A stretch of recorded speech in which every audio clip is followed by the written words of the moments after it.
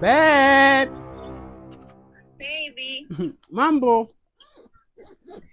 Mwenzangu mambo yanakuwa mazuri huko nyumbani. Kuna nini tena? Ninapokuambia wamecharuka hatari. Hapa vitu vya baba havionekani toka jana mlipoondoka. Mama. Kuna mtu kaiba nini? Yaani baby, ninapokuambia vitu vimepotea huko ndani, nimeambiwa hapa nikuulize. Baba yako akasema uniulize mimi. Hivi nyinyi familia mnataka nini nyinyi hiyo familia yenu? Kumekucha. Mahali bei juu. Alafu bado mnaniita mwizi muda huu. Kweli baby? Serious? Hapana baby, useme hivyo. Mimi nimeona nikuulize tu. Haya, niambieni kitu gani kimepotea basi. Naweza nikalipa hata kwa hela yangu. Niambieni. Okay. Yaani hapa koti la suti la baba, ile la kijivu halionekani. Koti la suti.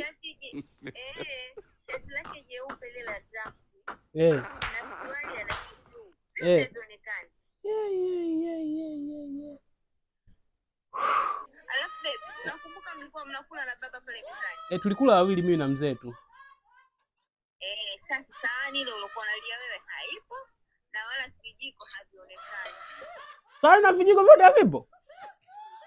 Havipo. Mswaki wa mzee pia ule wa umeme nao hauonekani. Mswaki hauonekani? Hauonekani, alafu kibaya zaidi. Baba ana matatizo ya kinywa, anafanga za mdomo. Yaani mtu yule anajaribu kutumia ile mswaki naye anaambukizwa.